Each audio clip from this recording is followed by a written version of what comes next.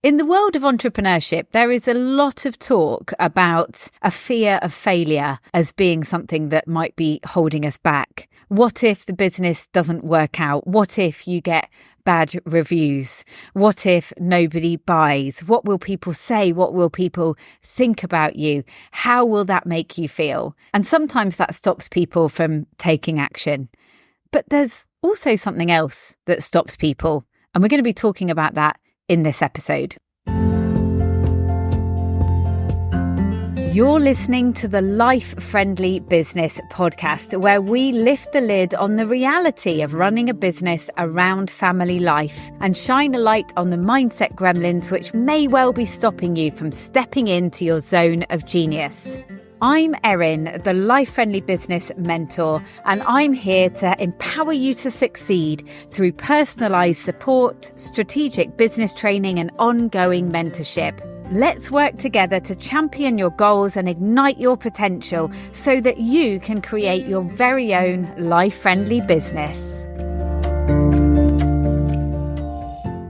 When I talk to people about getting visible, I'm talking about putting messaging out there to help bring new people into their world so that they can nurture them and hopefully eventually they will then buy from them.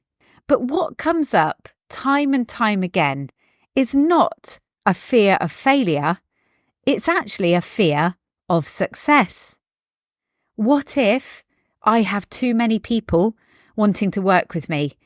What if I'm overwhelmed by how much I've taken on? I can't do a good job. What if I have too many clients or customers and they're annoyed at me because I haven't been able to fulfill what I promised? What if I'm so successful that I can't have a life-friendly business and I have to work all the hours and I don't get to spend time with the kids and then I'll get mum guilt? What if I don't have time to look after my elderly relatives anymore?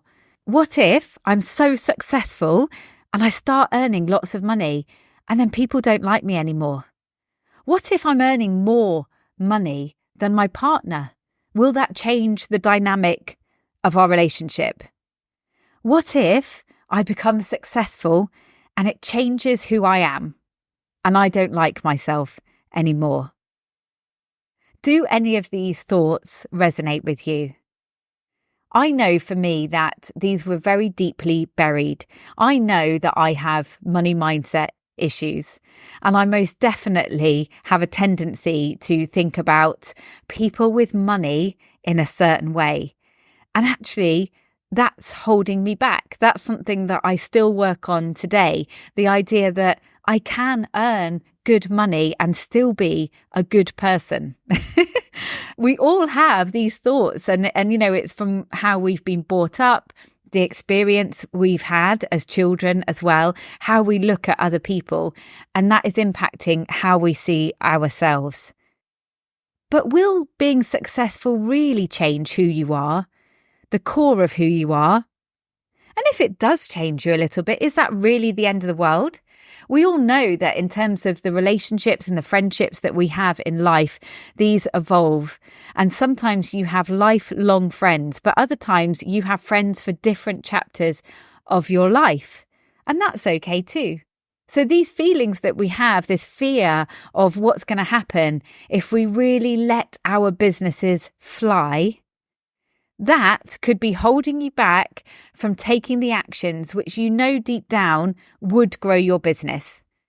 Because actually your mindset gremlins are holding you tight, thinking, don't change, we like you the way we are.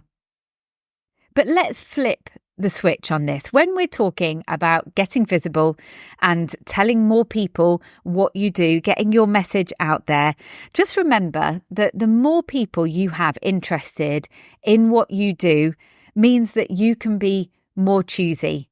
You can decide who you really want to work with. Obviously, this depends on the type of business. If you are selling something like a product, then, brilliant. As long as you can fulfill those orders and you can find new ways to be able to fulfill greater numbers of orders, you can get as many customers as you want. If you're a service-based provider, you get a wait list and you get to be more choosy about who you work with. And this is the thing, it's about taking back the control because you set your capacity. With a life-friendly approach, you decide how many hours you're happy to work each week. If you're listening to this and you're thinking, well, that would be a nice thing, but I need to work all the hours to make the money that I need to make, that's where you need to look at your business model. Is your business model allowing you the work-life balance that you want? And there might be tweaks that you can make in order to make your business more scalable for the time that you're working. But also remember, the more people you reach with what you do, it builds up this demand. It builds up a buzz. The more people that know about you, the more chances are that you're going to get word of mouth referrals. And the more people that know about you, the more people are going to convert. If we work on the basis that an average conversion rate is 2 to 5%, so that's 2 to 5 people out of every 100. So obviously, the more people, the more hundreds of people know about you, your conversion rate is going to convert more and more people. You're going to be earning more money. Then you can take on more help. You can get your VA. You can get your accountant.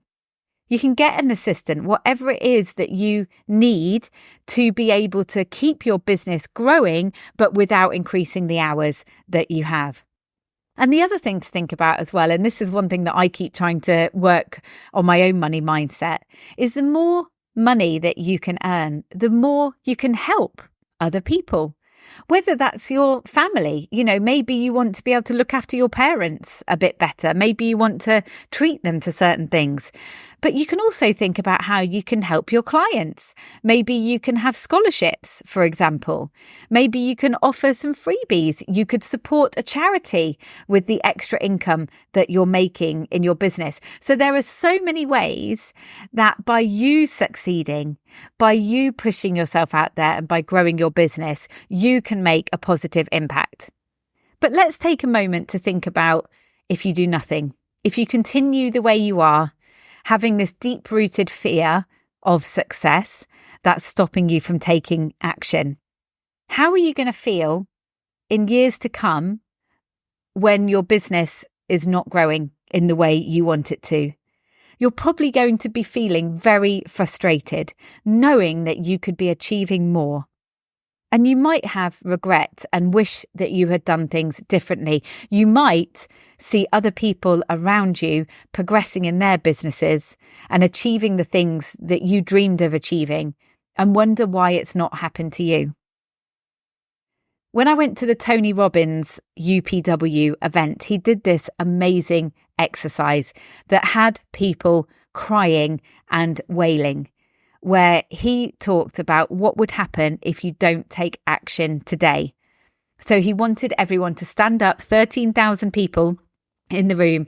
He wanted everyone to stand up and close their eyes and think about the thing that they know that they're not doing, the thing that they're putting off because it feels hard. And he said, what would life be like in 1 year's time if you haven't changed the way things are right now? And of course, you start thinking about, I might feel a little bit frustrated, might feel a little bit regretful. What would things be like in 5 years' time? What opportunities will you have missed? What relationships might have broken down? What might you have lost because you haven't made these changes? And then he said 10 years time. And at this point, people were properly wailing. What would your life look like if you did not make a change and you did not get over these things that are holding you back? How is that going to make you feel? And he went right up to being on your deathbed.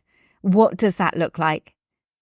And we can all think of the deep frustration that we would feel and kicking ourselves. Why didn't we get over it? Why didn't we get over our fear of what if I've taken on too much work? We will deal with it. You can put systems and processes in place. You dictate how many clients or customers you work with. You can have a wait list. You can create a community of people that are interested in what you do and take people on in cohorts, for example, and have that set capacity. There are so many ways that you can manage the leads that are coming into you. So do not let that fear of success stop you from putting yourself out there, because people need to hear what you've got to say. This is classic self-sabotage. One of the great books that I would recommend is The Big Leap by Gay Hendricks. I'm sure I've mentioned it on the podcast before, where he talks about upper limiting and how, when things are going really, really well, suddenly you'll think of something that will just pull you right back down again. This is human nature, but we need to fight it. We need to be aware of it. So I really want you to take some time after listening to this episode to think about whether a fear of success could be holding you back from making decisions in your business that you know would actually grow and scale what you're doing. If you could let go of all those fears of how success might change you and what that would mean for you, what would you do? What action would you take if all those fears had gone? If you felt confident that you could be super successful and you could earn all the money and it wouldn't change the core of who you are, it would only bring more good. What would you do? I'd love to hear. Please reach out and let me know on social at LifeFriendlyBiz or drop me an email, erin@LifeFriendlyBusiness.com. See you next week.